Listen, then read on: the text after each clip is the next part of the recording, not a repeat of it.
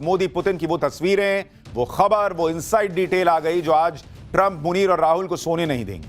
Trump हड़काते रह गए, PM Modi load लेने को तैयार नहीं। पुतिन के साथ डिनर पर क्या डील कर ली?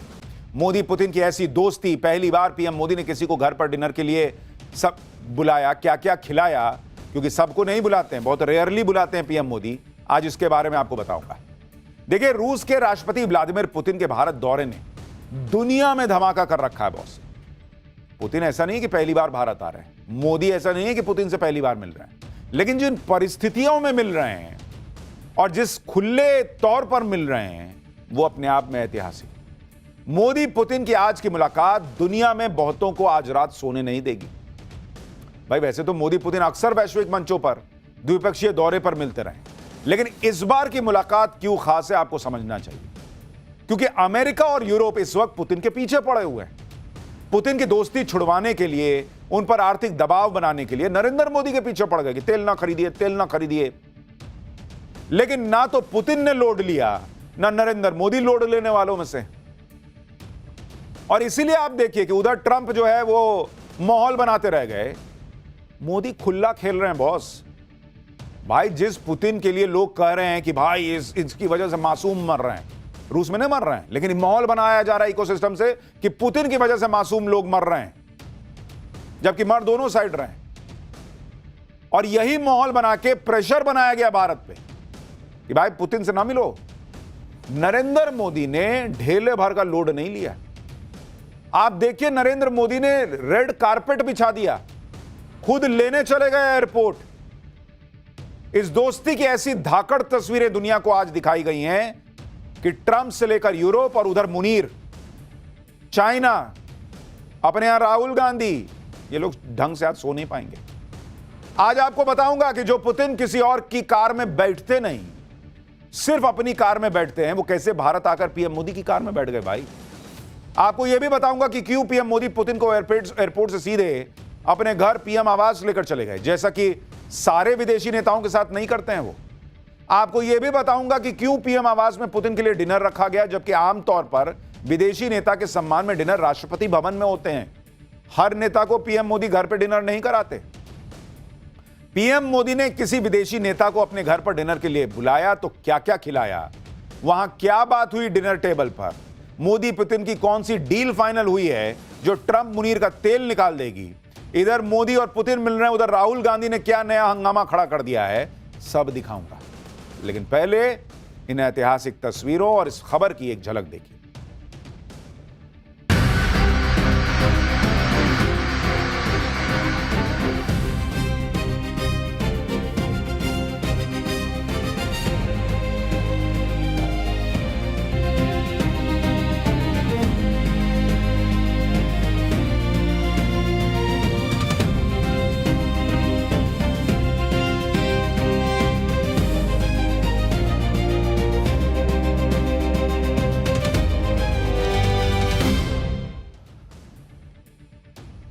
तो आज की सबसे गजब की तस्वीरें प्रधानमंत्री नरेंद्र मोदी के घर से आई। मोदी पुतिन की ऐसी दोस्ती दुनिया देख रही है कि पीएम मोदी अपने घर पर पुतिन को लेकर चले गए। पीएम मोदी अपनी सफेद कार में पुतिन को बैठाकर पीएम आवास लेकर गए। उस सफेद कार में बैठकर जब पुतिन पीएम आवास पर पहुंचे तो हैरान रह गए, क्योंकि पीएम आवास भारत रूस की दोस्ती के रंग से गजब सजा हुआ था। आप देखिए तस्वीरें, हर तरफ भारत और रूस के झंडों के कलर वाली लाइटें तक लगाई गई थी। सिर्फ ऐसा नहीं कि रेड कारपेट बिछा हुआ है, लाइटें भी इस हिसाब से हैं कि दोनों दोस्ती का जो है उसमें इंप्रेशन दिख रहा है। वहां देखिए ऊपर मोदी पुतिन दोनों नेता एक दूसरे से मिलते हुए, खिलखिलाते हुए पीएम आवास के अंदर चले गए। अब सोचिए वो ट्रंप पे क्या बीत रही होगी, जो दुनिया का चौधरी बने फिरते हैं, कि कोई सुनने को तैयार नहीं है उनकी, और कम से कम नरेंद्र मोदी और उनके नेतृत्व में नया भारत तो नहीं सुन रहा। यूरोप वाले अलग पॉपकॉर्न बन के उछल रहे होंगे। राहुल गांधी, इंडिया अलायंस वालों का क्या हाल हो रहा होगा। पीएम आवास के कॉरिडोर्स में मोदी और पुतिन एक दूसरे से बात करते हुए अपना हंसते हंसते चले गए, जैसे दो दोस्त मिलते हैं। एक बार आप ये गजब की तस्वीरें देखिए क्या हुआ है वहां।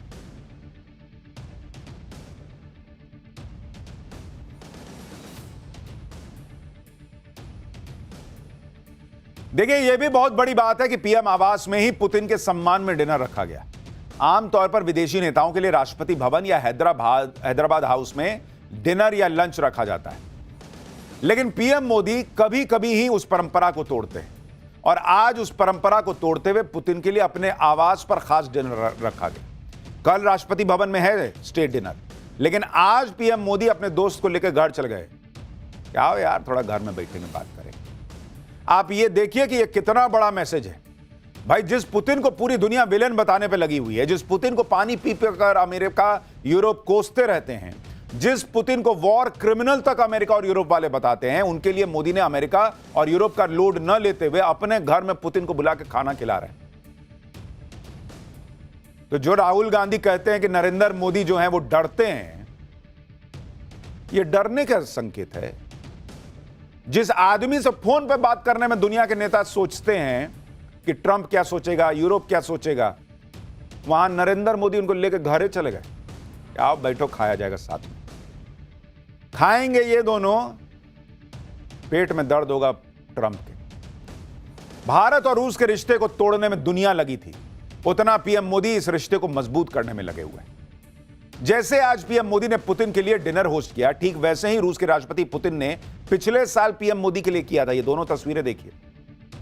तब रूस के राष्ट्रपति ने पीएम मोदी को खास तौर पर अपने निजी आवास में इनवाइट किया था। यह डिप्लोमेसी के तामझाम से हटके दोनों नेताओं की बेहद पर्सनल मीटिंग थी, जिसमें कोई लंबा चौड़ा डेलीगेशन नहीं था, सिर्फ पीएम मोदी और पुतिन थे और ट्रांसलेटर मौजूद थे। उसमें भी रूस के राष्ट्रपति ने कह दिया था कि पीएम मोदी से बातचीत करने के लिए उन्हें किसी ट्रांसलेटर की जरूरत नहीं है। मतलब ऐसी गहरी दोस्ती है दोनों की कि भाषा रुकावट बनती ही नहीं है। इतना ही नहीं, आज तो दुनिया ने वो तस्वीरें भी देखी जिसने सबको हैरान कर दिया। जो पुतिन ऑलमोस्ट ना के बराबर किसी और की कार में बैठते हैं, सिर्फ अपनी हाई सिक्योरिटी कार में ही चलते, वो पुतिन आए, भारत में उतरे, सारे सिक्योरिटी प्रोटोकॉल छोड़ छाड़ के नरेंद्र मोदी के साथ गाड़ी में बैठ के चल दिए। ये देखिए, नरेंद्र मोदी की गाड़ी है भाई, मतलब पीएम के साथ जो गाड़ी चलती है वो गाड़ी है, ये पुतिन की गाड़ी नहीं है। पुतिन को एयरपोर्ट से पीएम आवास ले जाने के लिए एक सफेद टोयोटा कार खड़ी थी। एयरपोर्ट पर नरेंद्र मोदी पुतिन के साथ कार तक उनको लेके गए और वहीं से चल दिए। पुतिन को सफेद कार में बैठाया गया, खुद उसी कार में बैठे। मोदी और पुतिन एक ही कार में बैठकर एयरपोर्ट से निकल गए। दुनिया हैरान कि भाई, जो पुतिन किसी पे भरोसा नहीं करते, वो एकदम से गए, बैठ गए मोदी की कार में। क्यों? क्योंकि पुतिन को भी दिख रहा है कि जब दुनिया उनसे सटने में सोच रही है, नरेंद्र मोदी गले मिल रहे हैं। जब दुनिया उनसे थोड़ा डिस्टेंस रख के बात करती है कि कोई देख ना ले, नरेंद्र मोदी रेड कारपेट बिछा रहे, खुद एयरपोर्ट जा रहे हैं लेने के लिए। यह है भारत रूस की दोस्ती, और इसमें कैसे पाकिस्तान का गेम होगा अभी आगे बताऊंगा। आप पीएम मोदी और रूस के राष्ट्रपति पुतिन के बीच का ट्रस्ट लेवल देखिए। पुतिन इस वक्त वो नेता है जिस पर सबसे ज्यादा खतरा है। इसके बावजूद पुतिन पीएम मोदी पर इतना भरोसा करते हैं कि जब भारत आए तो अपनी हाई सिक्योरिटी कार को छोड़कर पीएम मोदी के साथ बैठे चल दिए। जबकि आपको ध्यान होगा कि सितंबर में जब चीन में एससीओ समिट हुआ था, तो वहां भी पुतिन अपनी कार लेके गए हुए थे चीन में, वहां उसी से ट्रैवल कर रहे थे। लेकिन जब भारत आए तो पीएम मोदी पर इतना भरोसा जताया कि उनके साथ कार में बैठे और चले गए। यह है दोस्ती का और भरोसे का लेवल। पीएम मोदी ने पुतिन के साथ अपनी कार वाली सवारी की तस्वीरें भी शेयर की। यह वो तस्वीर है आज की। पीएम मोदी ने कहा कि दोस्त पुतिन का स्वागत कर बहुत खुश हूं। हमारे बीच आज और कल होने वाली बातचीत को लेकर उत्सुक हूं। भारत और रूस की दोस्ती टाइम एंड टेस्टेड है और इस दोस्ती से दोनों देशों के लोगों को फायदा होता है। आज की तस्वीर ने चीन में एससीओ समिट की भी याद दिला दी, जहां पुतिन और नरेंद्र मोदी एक ही कार में बैठे थे और कार के अंदर बैठकर मीटिंग हुई। एक ही कार में बैठना और जाना यह दिखाता है कि नरेंद्र मोदी और पुतिन के बीच गहरी बॉन्डिंग है। एससीओ समिट में पुतिन की कार में मोदी बैठे थे और आज मोदी की कार में पुतिन बैठे। एक दूसरे की कार में बैठ जाना यह देशों के राष्ट्राध्यक्षों के लिए कोई मामूली बात नहीं है। यह नॉर्मल हम और हमारी आपकी दोस्ती थोड़ी है कि आज गाड़ी तेरा भाई चलाएगा। यह राष्ट्रीय अध्यक्ष है बॉस, यह बहुत बड़ी बात है, क्योंकि सबके अपने सिक्योरिटी प्रोटोकॉल होते हैं और फिर एक दूसरे पर भरोसे का भी मामला होता है।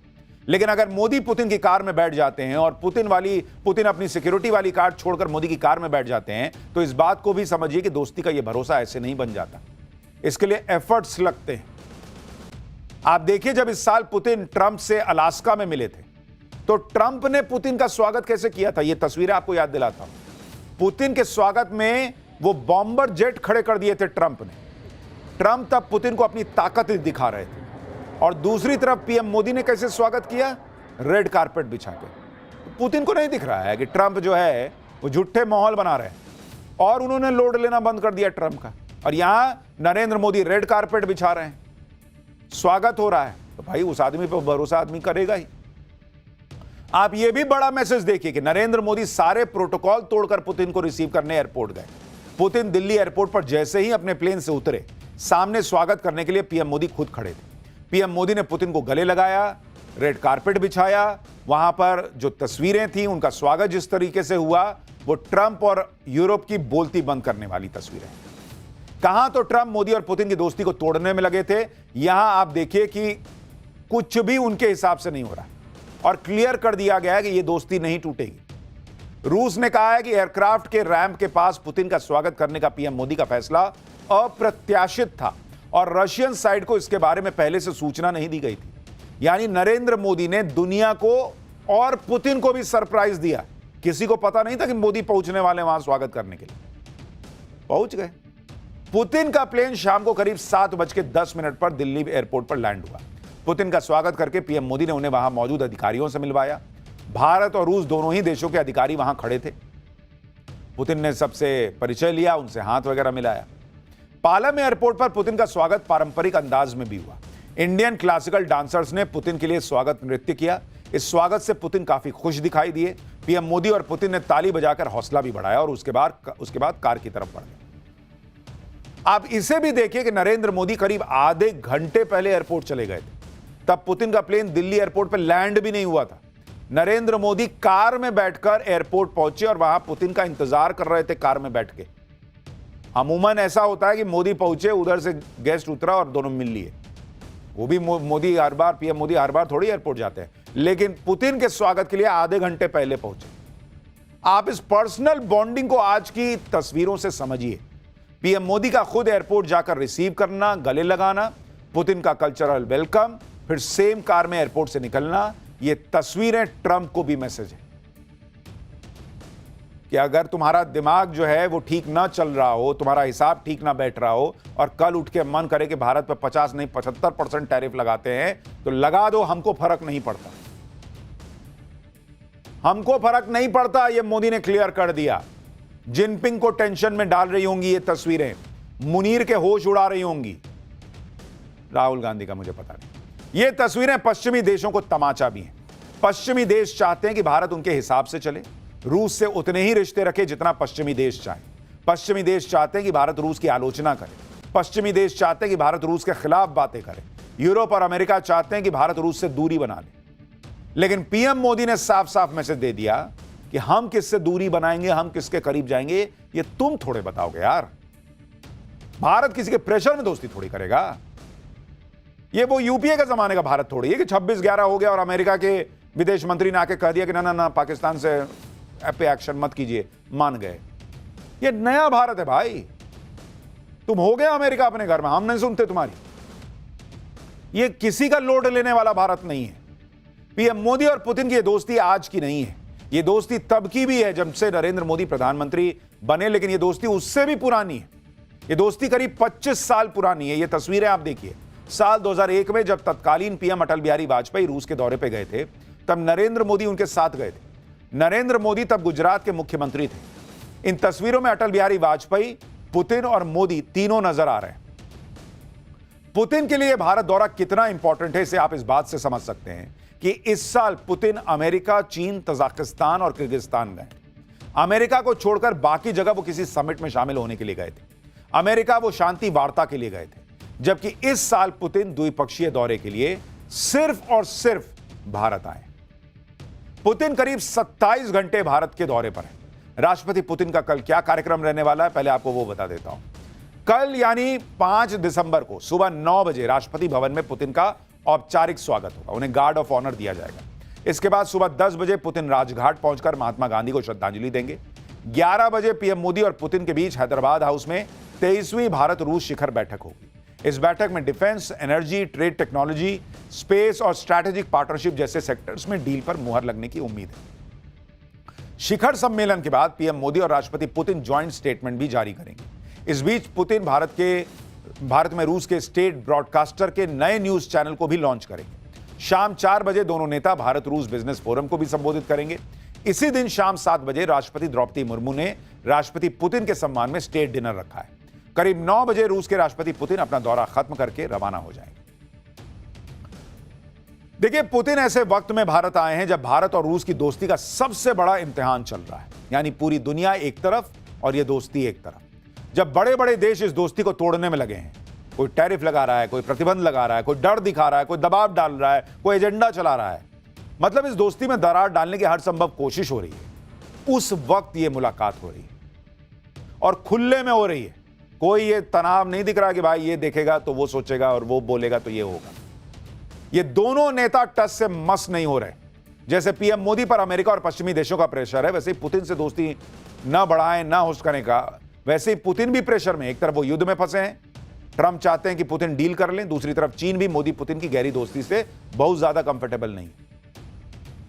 लेकिन दुनिया को ताक पर रखकर मोदी पुतिन अपनी दोस्ती का दम दिखा रहे हैं। रूस के राष्ट्रपति के लिए भारत दौरा कितना इंपॉर्टेंट है, इसका अंदाजा आप इस बात से भी लगा सकते हैं कि पुतिन अकेले नहीं आए, बल्कि अपने साथ पूरी कैबिनेट लेकर आए, बिजनेस लीडर्स लेकर आए और सबको प्लेन में बिठाकर भारत लाए हैं कि चलो भारत के साथ दोस्ती और बढ़ाते हैं। पुतिन अपने साथ 130 मेंबर्स का डेलीगेशन लाए हैं। इसमें रूस के वित्त मंत्री, कृषि मंत्री, स्वास्थ्य मंत्री, व्यापार मंत्री, डिजिटल डेवलपमेंट मंत्री समेत कई लोग शामिल हैं। पुतिन के खास सलाहकार, बिजनेस लीडर्स इसमें शामिल हैं। रूस के रक्षा मंत्री तो पहले से ही भारत में मौजूद हैं। इससे पहले यूके के प्रधानमंत्री भी अपने साथ अब तक का सबसे बड़ा डेलीगेशन लेकर भारत आए थे, क्योंकि दुनिया को दिख रहा है कि नरेंद्र मोदी के राज में भारत कैसे तेजी से आगे बढ़ रहा है। तो हर कोई भारत से सटना चाहता है और हमारे यहां कुछ नेता हैं जिन्हें इकोनॉमी डेड लगती है। पुतिन की यह यात्रा भारत और रूस के बीच आर्थिक सहयोग को नई मजबूती देगी। राष्ट्रपति पुतिन बड़े व्यापारिक प्रतिनिधि मंडल के साथ भारत पहुंचे हैं, जिसमें शिपिंग, स्वास्थ्य, कृषि, कनेक्टिविटी के क्षेत्र में कई समझौते हो सकते हैं। डिफेंस डील के अलावा रूस जो बड़ी डील करने वाला है, उसमें 2030 तक आर्थिक सहयोग को मजबूत करने पर सहमति बनी है। अब सोचिए, ट्रंप के सीने पे सांप नहीं लौटेगा। वो कह रहे हैं तेल ना खरीदो, यहां पूरी डील ही हो जा रही है। Trade, energy, agriculture, health, media के क्षेत्र में सेक्टोरल एग्रीमेंट हो सकते हैं। मॉड्यूलर रिएक्टर्स पर एक ऊर्जा सहयोग डील होने की उम्मीद है। ऑयल सेक्टर में रूस के साथ नई डील हो सकती है। दोनों देशों के बीच सिक्योरिटी कॉर्पोरेशन पर बड़ी डील हो सकती है। इसके अलावा रेलोस लॉजिस्टिक सपोर्ट डिफेंस समझौता हो सकता है। साथ ही सुखोई 57 और S-400 को लेकर क्या डील होने वाली है वो बताऊंगा, और क्या नरेंद्र मोदी और पुतिन के बीच पाकिस्तान को ठोकने को लेकर भी डील होगी वो भी आगे बताऊंगा। पुतिन के दौरे पर अमेरिका की नजरें खास तौर पर हैं। भारत और रूस के बीच ऑयल डील पर अमेरिका नजरें गड़ाए बैठा है कि देखें क्या होता है, क्योंकि ट्रंप चाहते हैं कि भारत रूस से तेल खरीदना बंद कर दे। रूस चाहता है कि भारत रूस से और ज्यादा तेल खरीदे। खबरें तो यह भी हैं कि रूस भारत को तेल पर और ज्यादा डिस्काउंट देने को तैयार है। भारत एनर्जी सेक्टर में रूस के साथ सहयोग को और बढ़ा सकता है। इसमें न्यूक्लियर एनर्जी को लेकर दोनों देशों में बड़ी डील हो सकती है। देखिए, रूस चाहता है कि भारत कच्चे तेल के मामले में, हथियारों के मामले में उसका टॉप बायर बना रहे, लेकिन भारत रूस से क्या चाहता है वो भी आपको समझना चाहिए। अभी भारत रूस से करीब 6 लाख करोड़ का सामान मंगवाता है। दूसरी तरफ रूस भारत से सिर्फ 44,000 करोड़ का सामान मंगवाता है। भारत चाहता है कि रूस भारत से और ज्यादा सामान खरीदे। खुद पुतिन कह चुके हैं कि वो भारत से ज्यादा सामान खरीदने को तैयार है। अभी भारत और रूस का द्विपक्षीय व्यापार करीब $65 अरब का है। दोनों देशों का टारगेट इसे 100 अरब डॉलर तक ले जाने का है। आप यह भी देखिए कि भारत में रूस के राष्ट्रपति के लिए कैसा क्रेज है। कहीं पुतिन की आरती हो रही है, कहीं उनकी पेंटिंग बनाकर उनके प्रति सम्मान जताया जा रहा है। कुछ वक्त पहले तक डोनाल्ड ट्रंप के लिए भारत के लोगों में यही क्रेज था, लेकिन ट्रंप ने अपने पैर पे खुद कुल्हाड़ी मार ली और ऐसा दोस्ती में धोखा दिया कि ट्रंप से भारत की जनता जो है वो भारत की जनता की नजरों से ट्रंप उतर गए। लेकिन पुतिन ट्रंप नहीं है, वो दोस्ती के पक्के हैं। रूस दोस्ती का पक्का है और यह बात रूस ने बार बार दिखाई है।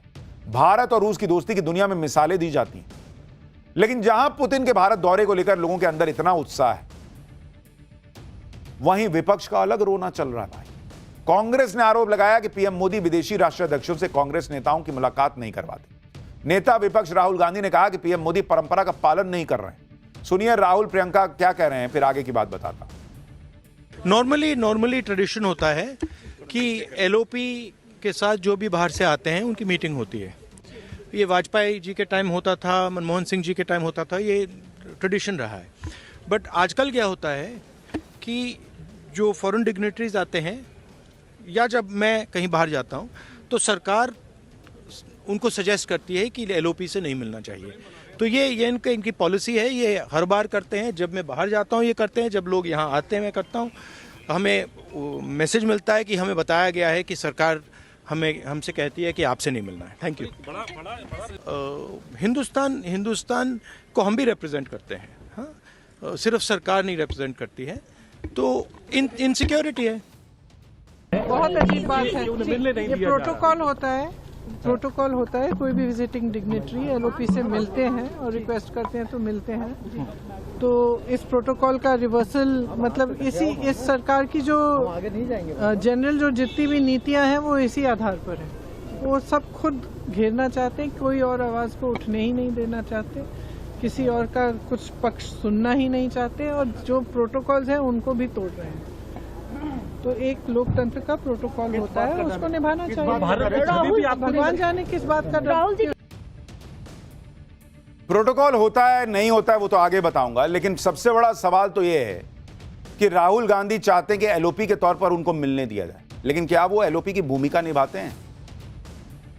वो क्या चाहते हैं? पुतिन जो सिर्फ 27 घंटे के लिए आए हैं, मोदी उनके साथ बड़ी बड़ी डील्स करें या राहुल गांधी को उनसे मिलने के लिए मौका दिया जाए? और राहुल गांधी क्या ही बताएंगे कि पिछले क्वार्टर में हमारी ग्रोथ रेट 8.2% रही है, लेकिन पुतिन जी हम तो मानते हैं कि ये डेड इकोनॉमी है। ये बताएंगे क्या पुतिन को? या ये बताएंगे कि मैं कोर्ट में जाके कोई सबूत नहीं रखता, लेकिन वोट चोरी हो रही है, वोट चोर गद्दी छोड़ के नारे कैसे लगाने हैं, ये राहुल गांधी बताएंगे? या ये बताएंगे कि जातिगत जनगणना कैसे करानी है और उसको बाद में अपने किसी राज्य में लागू नहीं करना है? क्या बताना चाहते हैं पुतिन को? पहले जिम्मेदारी निभाइए बॉस, एलओपी वाली। राहुल गांधी के आरोपों पर सरकार के सूत्र क्या कह रहे हैं वो भी आपको बताता हूं। सूत्रों के मुताबिक भारत आने वाले विदेशी मेहमान सरकार के किन लोगों से मिलेंगे, ये विदेश मंत्रालय अरेंज करता है। लेकिन सरकार से जुड़े लोगों के अलावा अगर विदेशी मेहमान को अन्य लोगों से मिलना है तो ये फैसला विदेशी मेहमान करते हैं। यानी दूसरे शब्दों में कहें तो विदेशी मेहमान तय करते हैं कि वो भारत सरकार के जुड़े लोगों के अलावा किन किन से मिलेंगे। जो नेता भारत में विपक्ष के नेताओं से मिलना चाहते हैं वो मिलते हैं, कोई नहीं रोकता उनको। तो इसका मतलब यह है कि पुतिन ही नहीं मिलना चाहते इनसे। पिछले साल जब से राहुल गांधी नेता विपक्ष बने हैं तब से वो भारत आने वाले कई विदेशी मेहमानों से हालांकि मिल चुके हैं। 10 जून 2024 को राहुल गांधी, सोनिया गांधी, प्रियंका वाड्रा ने बांग्लादेश की तत्कालीन पीएम शेख हसीना से मुलाकात की थी। 1 अगस्त 2024 को नेता विपक्ष राहुल गांधी वियतनाम के प्रधानमंत्री से मिले थे। 21 अगस्त 2024 को नेता विपक्ष राहुल गांधी मलेशिया के पीएम अनवर इब्राहिम से मिले। 8 मार्च 2025 को नेता विपक्ष राहुल गांधी न्यूजीलैंड के प्रधानमंत्री क्रिस्टोफर लक्सन से मिले। 16 सितंबर 2025 को यानी 2.5 महीने पहले मॉरिशस के प्रधानमंत्री नवीन चंद्र राम गुलाम ने सोनिया गांधी और राहुल गांधी से मुलाकात की थी। क्या बॉस, कुछ तो कम से कम सब्सटैंशियल लाइए। अगर मोदी सरकार विदेशी मेहमानों को नेता विपक्ष से मिलने से रोक रही होती तो ये मुलाकातें कैसे हो रही हैं? भाई पुतिन ने कहा होगा कि नहीं मिल रहा मुझे, तो नहीं मिल रहे हैं। आप देखिए, मैं आपको साल 2014 की एक तस्वीर दिखाता हूं जब पुतिन भारत दौरे पर आए थे और उस वक्त पूर्व प्रधानमंत्री मनमोहन सिंह, सोनिया गांधी और राहुल गांधी पुतिन से मुलाकात कर रहे थे। लेकिन आज राहुल गांधी ये माहौल बना रहे हैं कि मोदी सरकार को तो उनके किसी विदेशी मेहमान से मिलने ही नहीं दिया जाता। उस तस्वीर में आप देखिए कि किस तरीके से ये लोग मिल रहे हैं, और उसमें भी फॉर्मर पीएम को साइड में बैठा रखा है और सोनिया गांधी कांग्रेस प्रेसिडेंट पहले मिल रही हैं। तो ये सब चलता रहता है। नरेंद्र मोदी जब दुनिया का लोड नहीं ले रहे तो राहुल गांधी का क्या लेंगे? पाठशाला में अब अगला चैप्टर।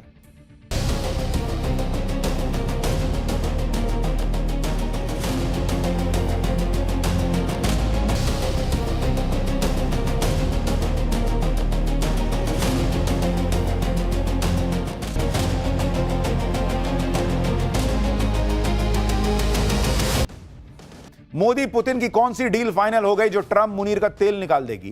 पाकिस्तान को रूस की खुली चेतावनी। पीएम मोदी और पुतिन ने मुनीर को मिलकर ठोकने का प्लान बनाया है क्या? पुतिन की कार, पुतिन की ट्रेन, पुतिन की जैकेट, मोदी के दोस्त पुतिन की अब इनसाइड स्टोरी का चैप्टर भी खोलने जा रहा हूं। देखिए, रूस के राष्ट्रपति पुतिन के भारत दौरे से सबसे ज्यादा सहमा हुआ पाकिस्तान है। मोदी और पुतिन की जोड़ी दुनिया की सबसे ताकतवर जोड़ियों में से एक है और इस जोड़ी से पाकिस्तान की हालत खराब हो रही है। पुतिन और पीएम मोदी की तस्वीरों ने पाकिस्तान में गजब हंगामा मचाया। पाकिस्तान को लग रहा है कि अब मोदी और पुतिन मिलकर कहीं ठोक ना दें। और यह चर्चा पाकिस्तान में ऐसे ही नहीं हो रही होगी।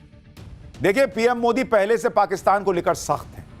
अब पुतिन के साथ मिलकर पाकिस्तान को ठोकेंगे और पुतिन भारत को लेटेस्ट हथियार देने जा रहे हैं। भारत और रूस में बेहद खतरनाक समझौता हुआ है, इससे भारत की ताकत और ज्यादा बढ़ गई है। पाकिस्तान को इस बार कोई बचाने नहीं आएगा, ऐसे हालात बन सकते हैं। ये सारी बातें पाकिस्तान में खुलकर हो रही हैं। पाकिस्तान में इन दिनों वैसे भी सरकार और सेना के बीच खींचतान चल रही है, शहबाज और मुनीर के बीच ठनी हुई है। अगर ऐसे माहौल में मोदी और पुतिन ने पाकिस्तान को ठोकने का फैसला कर लिया तो गजब ही हो जाएगा। पाकिस्तान में क्या हलचल है, भारत आने से पहले ही पुतिन ने पाकिस्तान को चेतावनी दे दी है भाई कि भारत से पंगे मत लेना वरना बहुत दिक्कत हो जाएगी। कैसे पुतिन और मोदी मिलकर पाकिस्तान को ठोकने की डील कर सकते हैं, क्या सब दिखाऊंगा, लेकिन पहले एक झलक देखिए।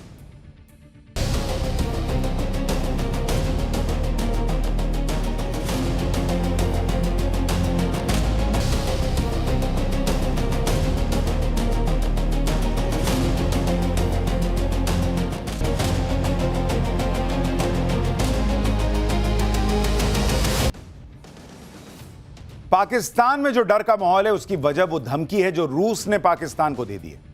भारत और रूस के बीच कितनी गहरी दोस्ती है, इसका सबूत पुतिन के भारत आने से ठीक पहले मिल गया। रूस ने पाकिस्तान और उसके फील्ड मार्शल असीम मुनीर को डायरेक्ट चेतावनी दे दी।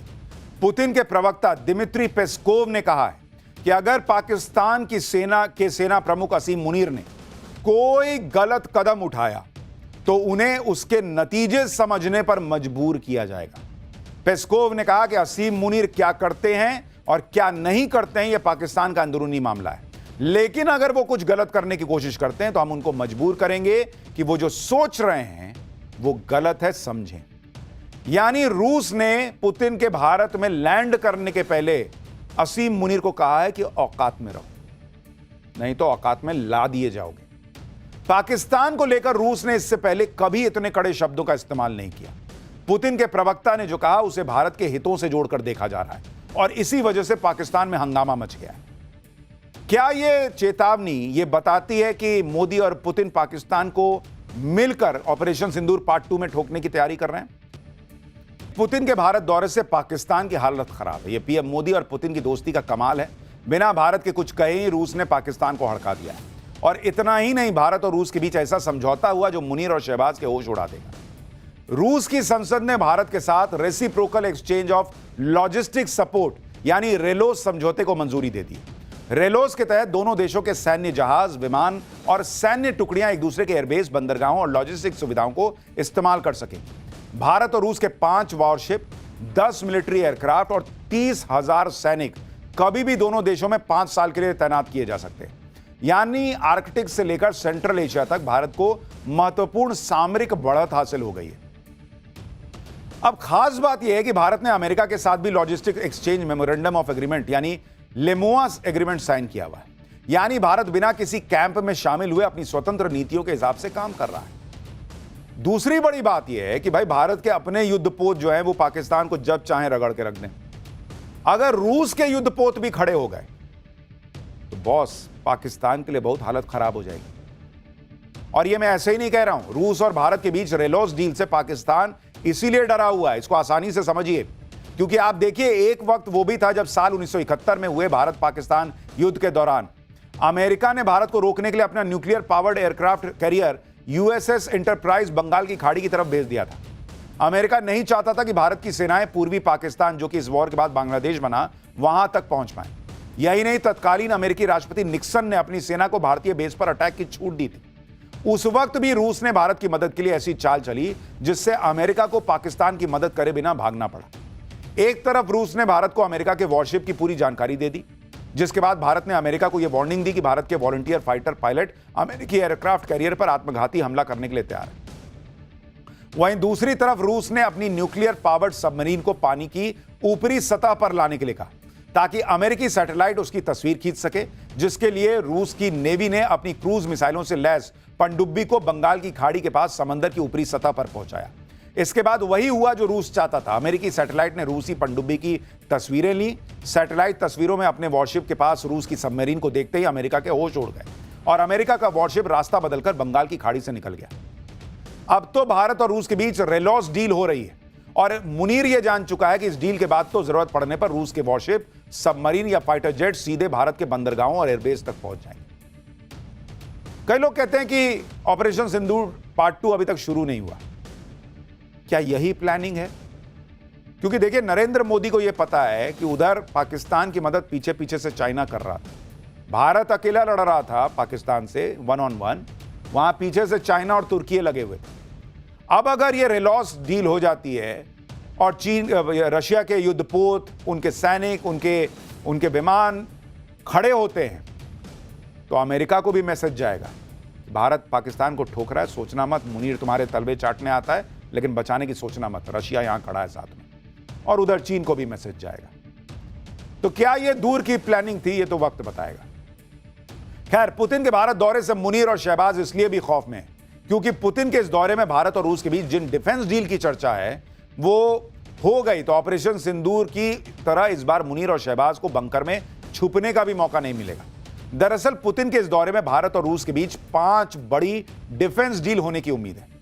पहली S-400 एयर डिफेंस सिस्टम के नए सेट, दूसरी deal S-500 air defence system, तीसरी 5th generation Su-57 fighter jet, चौथी पैंटसिर एयर डिफेंस सिस्टम और 5वीं वोरोनेज रडार सिस्टम।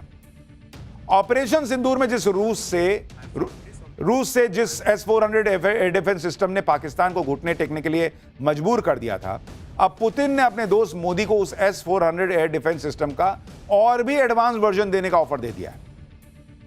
पुतिन के इस दौरे में रूस और भारत के बीच S-500 एयर डिफेंस सिस्टम की डील होने की चर्चा है। चाहे सुपरसोनिक मिसाइल हो या फिर हाइपरसोनिक मिसाइल, इन सब को भेजने में रूस के S-500 का कोई मुकाबला नहीं माना जाता। S-500 एयर डिफेंस सिस्टम एक बार में 10 घातक मिसाइल्स को एक साथ गिरा सकता है। S-500 की S-400 से तुलना करें तो S-500 और ज्यादा एडवांस और कारगर है। S-400 की रेंज 400 किलोमीटर है, S-500 की रेंज 600 से 800 किलोमीटर है। आसमान में S-400 सिर्फ 30 किलोमीटर ऊपर तक के ही टारगेट को ध्वस्त करता है। S-500 200 किलोमीटर ऊपर तक, यानी स्पेस से हो रहे किसी अटैक को भी नाकाम कर सकता है।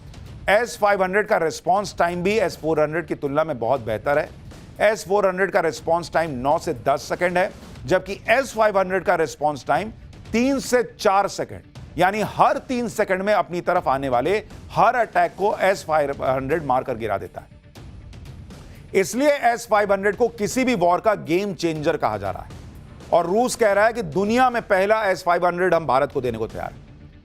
इसलिए पाकिस्तान में भारत और रूस के बीच होने वाली डिफेंस डील को लेकर हड़कंप मचा हुआ है। पुतिन के इस दौरे में दुनिया के सबसे घातक माने जाने वाले रूस के फाइटर जेट Su-57 की डील पर भी चर्चा होने की उम्मीद है। रूस पहले ही भारत को अपने इस फाइटर जेट को बेचने का ऑफर दे चुका है। अब यह भारत पर है कि वो इस डील को फाइनल कॉल इस पर ले या ना ले। भारत और रूस के बीच जिस फाइटर प्लेन Su-57 की डील पर चर्चा होने की उम्मीद है, उसकी ताकत आपको बताता हूं। अब तक दुनिया में अमेरिका और रूस के अलावा चीन के पास 5वीं पीढ़ी के लड़ाकू विमान मौजूद है। इसमें Su-57 को दुनिया का सबसे पावरफुल फाइटर जेट माना जाता है। रूस का Su-57 फाइटर जेट न सिर्फ ताकतवर है, बल्कि ऐसे ऐसे काम कर सकता है जो कई फाइटर जेट नहीं कर पाते। Su-57 फाइटर अपनी मैन्यूवरेबिलिटी के लिए जाना जाता है। Su-57 बहुत कम स्पेस में भी टेक ऑफ कर सकता है, यानी वर्टिकल टेक ऑफ करने में सक्षम है। वर्टिकल टेक ऑफ यानी रनवे पर थोड़ा दौड़ने के बाद सीधे ऊपर आसमान में उड़ जाना। Su-57 फाइटर की ताकत को देखकर दुनिया हैरान है, क्योंकि इसे पकड़ पाना किसी के बस में नहीं। Su-57 का कोबरा मनूवर सबसे खास है, जिसमें यह कोबरा सांप के फन की तरह हवा में एकदम सीधा हो जाता है और पलक झपकते ही अपनी पोजीशन चेंज कर लेता है। देख रहे हैं कैसे हवा में एकदम सीधा हो जाता है और घप से घूम जाएगा। इसलिए रूस Su-57 को दुनिया का सबसे अच्छा फाइटर जेट बताता है। और क्रेमलिन के प्रवक्ता ने खुद बताया कि पुतिन की विजिट में Su-57 का एजेंडा शामिल रहेगा। क्रेमलिन के प्रवक्ता को एक बार सुनिए, फिर आपको बताता हूं कि अगला कौन सा हथियार है जो पाकिस्तान को सोने नहीं देगा आज। So, Su-57s, best plane in the world. Yes, it's not over-exaggeration. It's the best plane in the world. And the issue of Su-57s certainly will be on the agenda during the coming visit. अब यह भी देखिए कि PM Modi Bharat के air defence को कैसे और मजबूत करने में जुटे हैं। इसके लिए जल्दी ही भारत को रूस के घातक पैंटसिर एयर डिफेंस सिस्टम के मिलने की भी उम्मीद है। रूस का यह एयर डिफेंस सिस्टम ड्रोन के खतरों से निपटने में कारगर माना जाता है। पैंटसिर एयर डिफेंस सिस्टम एक वर्सेटाइल मोबाइल प्लेटफॉर्म है। इसमें एडवांस रडार और ट्रैकिंग सिस्टम है जो 36 किलोमीटर दूर और 15 किलोमीटर की ऊंचाई तक के टारगेट का पता लगा लेता है। इसके बाद एयर डिफेंस सिस्टम खुद ही टारगेट को ध्वस्त कर देता है। पैंटसिर एयर डिफेंस सिस्टम में मीडियम रेंज तक सतह से हवा में मार करने के लिए 30 mm की ऑटोमेटिक कैनन लोड की गई है। इसके साथ ही एयर डिफेंस सिस्टम लंबी दूरी से आ रहे ड्रोन को टारगेट करने के लिए एंटी एयरक्राफ्ट गन और मिसाइल से भी लैस है। पैंटसिर एयर डिफेंस सिस्टम एक साथ 4 टारगेट पर अटैक करने का दमखम रखता है। पैंटसिर एयर डिफेंस सिस्टम की डील भी पीएम मोदी के मेक इन इंडिया इनिशिएटिव का हिस्सा है, जिसके तहत आने वाले समय में भारत खुद ही इसका प्रोडक्शन शुरू कर सकेगा। आप देखिए कि मुनीर और पाकिस्तान क्यों भारत को रूस से पैंटसिर एयर डिफेंस सिस्टम मिलने से पहले ही टेंशन में। ऑपरेशन सिंदूर के दौरान पाकिस्तान ने तुर्की से जो ड्रोन हासिल किए थे और भारत के कई शहरों पर अटैक करने की कोशिश कर रहा था, उसे भारत के मजबूत एयर डिफेंस सिस्टम ने मिट्टी में मिला दिया था। अब तो भारत को रूस ऐसे एयर डिफेंस सिस्टम देने वाला है जो ऐसे ड्रोन्स का काल माने जाते हैं। देखिए किस तरह दुश्मन की घातक मिसाइल पर नजर पड़ते ही रूस की Pantsir air defence system activate हो जाती है। ये तस्वीरें उसी की हैं। इसके बाद एयर डिफेंस सिस्टम ताबड़तोड़ अटैक शुरू कर देता है और दुश्मन की मिसाइल को हवा में ही मलबे में बदलने तक अटैक जारी रखता है। इसी तरह दुश्मन के ड्रोन भी रूस के इस एयर डिफेंस सिस्टम को चकमा नहीं दे पाते। ड्रोन को अपनी तरफ आते देखते ही एयर डिफेंस सिस्टम में तैनात एंटी एयरक्राफ्ट गन एक्टिव हो जाती है और बिना रुके ताबड़तोड़ फायरिंग शुरू कर देती है। टारगेट को ध्वस्त किए बिना ये रुकती नहीं। भारत और रूस के बीच एक और डिफेंस डील से मुनीर और पाकिस्तान के होश उड़े। ये डील रूस के बेहद खास अर्ली वार्निंग रडार सिस्टम की है।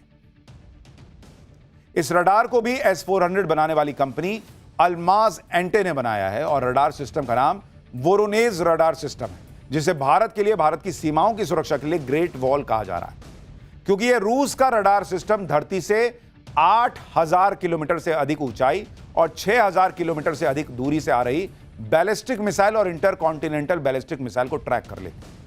मतलब यह रडार सिस्टम चीन से लॉन्च होने वाली मिसाइल को भी पकड़ सकता है। रूस का दावा है कि उसका यह रडार सिस्टम स्टील तकनीक से लैस फाइटर जेट्स का भी पता लगा सकता है।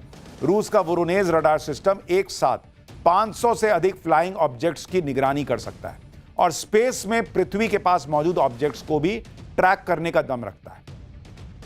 भारत के लिए यह डील इसलिए भी खास है क्योंकि अभी तक सिर्फ रूस, अमेरिका और चीन के पास ही 5000 किलोमीटर से अधिक दूरी तक को ट्रैक करने की क्षमता वाले रडार सिस्टम मौजूद है।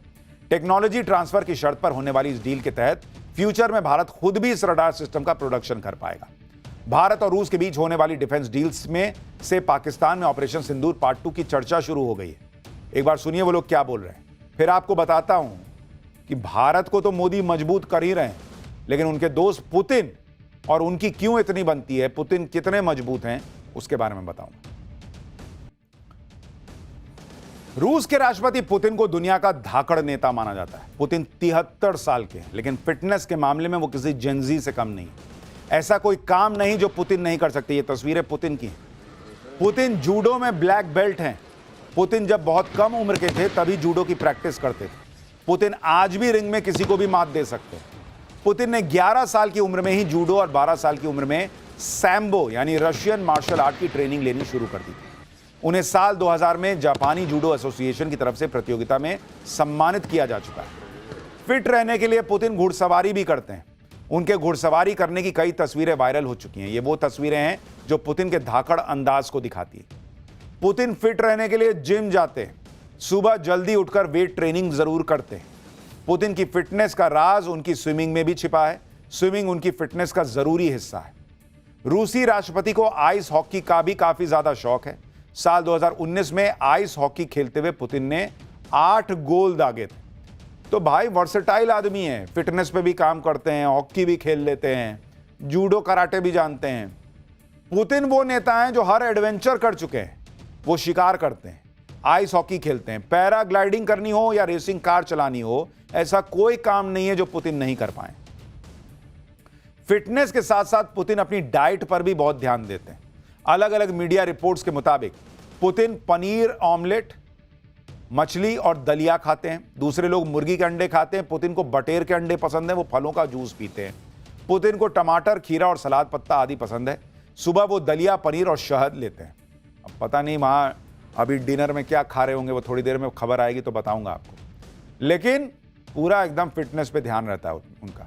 तो नरेंद्र मोदी और उनके में ये मैच है। नरेंद्र मोदी भी फिटनेस को लेकर एकदम सेट रहता है मामला। मोदी योगा पे ध्यान देते हैं, अपने यहाँ के हिसाब से चलते हैं, वो वहां पर अपना काम करते हैं।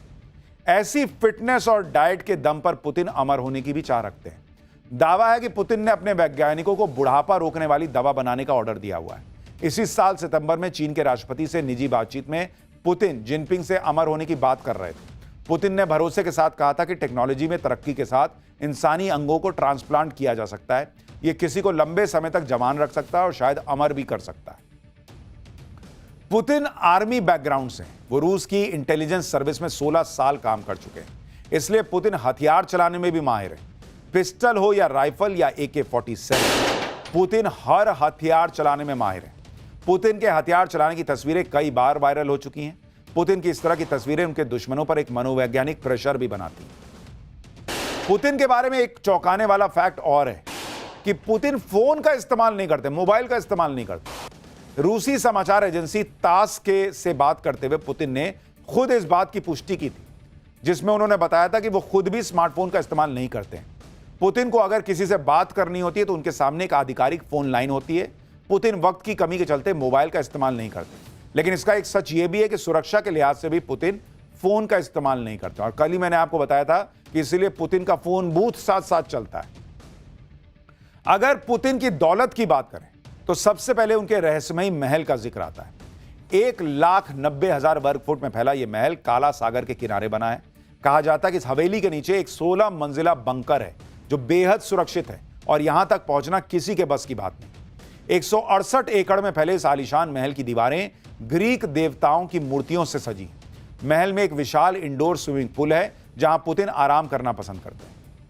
पुतिन के पास अकूत दौलत है। अलग अलग मीडिया रिपोर्ट्स के मुताबिक दावा है कि पुतिन की निजी संपत्ति करीब 17,000 करोड़ से ज्यादा है। व्लादिमीर पुतिन के पास सबसे महंगी चीज के तौर पर 900 करोड़ रुपए की कीमत का मेगा यॉट है। इसके अलावा पुतिन के पास 19 घर, 700 कारें, 58 एयरक्राफ्ट और एक लग्जरी ट्रेन भी है। पुतिन का सिर्फ महल, दौलत यही चर्चा में नहीं रहते। पुतिन की कार, पुतिन की ट्रेन, पुतिन की जैकेट, मोदी के दोस्त पुतिन की इनसाइड स्टोरी, बहुत कुछ है जो चर्चा में। पुतिन किसी भी देश में जाने के लिए इल्यूशन IL-96-300 PU प्लेन का इस्तेमाल करते हैं। इस प्लेन को पुतिन का फ्लाइंग क्रेमलिन यानी उड़ता दफ्तर कहा जाता है। पुतिन के इस प्लेन को रूस के बेस्ट फाइटर जेट एस्कॉर्ट करते हैं। देखिए, साथ में फाइटर जेट चलता है। पुतिन के फ्लाइंग क्रेमलिन में advance communication system, missile defence, meeting room और मेडिकल रूम जैसी सभी आधुनिक सुविधाएं मौजूद हैं। प्लेन में इमरजेंसी न्यूक्लियर कमांड बटन भी है, जिसकी मदद से पुतिन हवा में रहते हुए न्यूक्लियर अटैक की कमांड दे सकते हैं। पुतिन के ये प्लेन एक बार में 11,000 किलोमीटर तक उड़ान भर सकते हैं। रिपोर्ट्स के मुताबिक पुतिन के दौरे से पहले इस तरह के 5 प्लेन को रेडी किया जाता है, जिसमें से किसी एक को पुतिन के दौरे के लिए चुना जाता है। इसके साथ ही 2 प्लेन को बैकअप के तौर पर रेडी रखा जाता है। किसी भी दूसरे देश के इंजीनियर्स को पुतिन का प्लेन छूने तक की इजाजत नहीं होती। अब आपको पुतिन की स्पेशल कार के बारे में भी बताता हूं। पुतिन की कार का नाम है औरस सेनाट। यह है वो कार। आज तो मोदी जी की कार में चले गए, लेकिन यह उनकी खास कार है। पुतिन की इस कार को 4 पहियों पर चलता फिरता किला कहा जाता है। भारत ही नहीं, पुतिन जिस देश का भी दौरा करते हैं वो अपनी इस कार में सेफ कार के तौर पर इसको इस्तेमाल करते हैं। नरेंद्र मोदी SCO में जिस कार में बैठे थे, ये वही कार है जब खुद पुतिन ने PM मोदी को अपनी कार में बैठने का ऑफर दिया और दोनों इसी कार में बैठ के गए थे।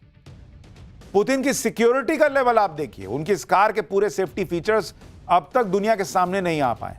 इस कार के बारे में जितनी जानकारी दुनिया के पास आई है, उसके मुताबिक पुतिन की बुलेट प्रूफ लिमोजीन कार में 6 सेंटीमीटर मोटे शीशे लगे हैं, जो बंदूक की गोली ही नहीं बल्कि ग्रेनेड और केमिकल अटैक को झेल सकते हैं। पुतिन की यह कार के चारों टायर पंचर होने के बाद भी तेज रफ्तार से चल सकते हैं।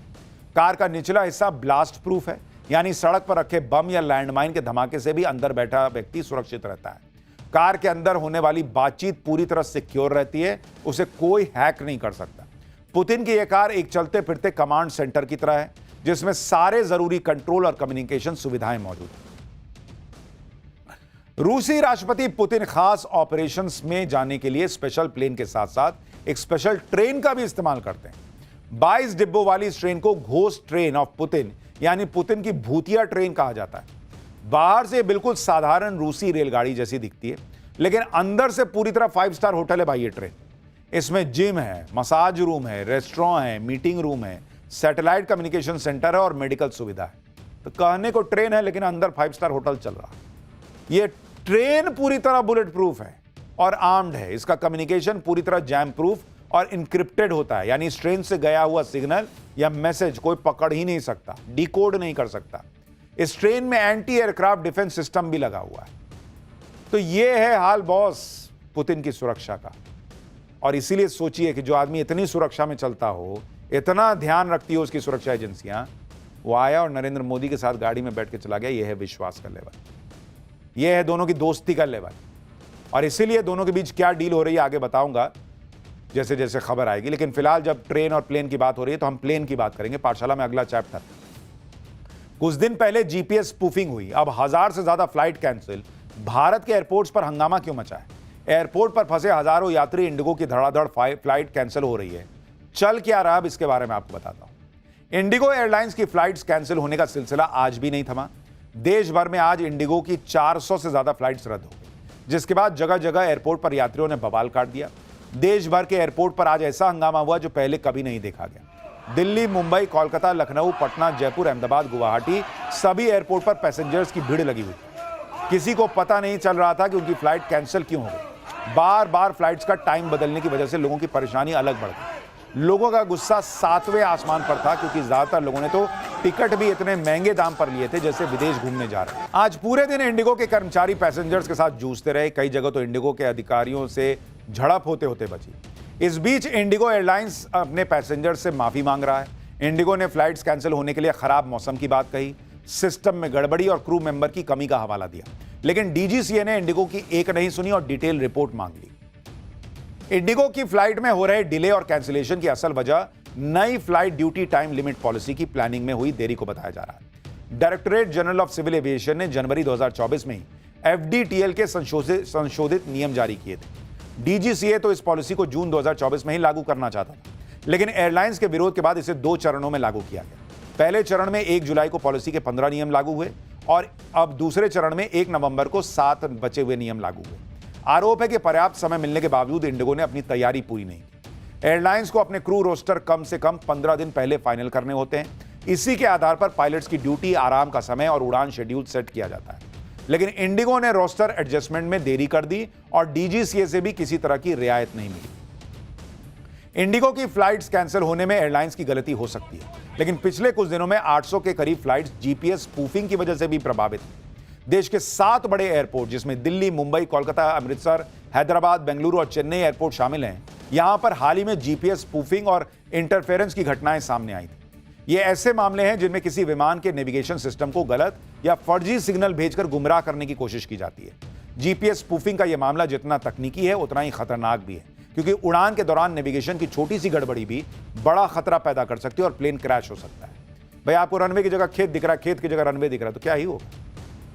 तो भारत को खतरा हर जगह से है। टेररिस्ट अटैक वहां हुआ, लेकिन तरह तरह के खतरे हैं, भारत इससे निपट रहा है। लेकिन यह मामला इंडिगो वाला जो है वो दूसरा मामला था, जिसके बारे में हमने आपको डिटेल से बताया।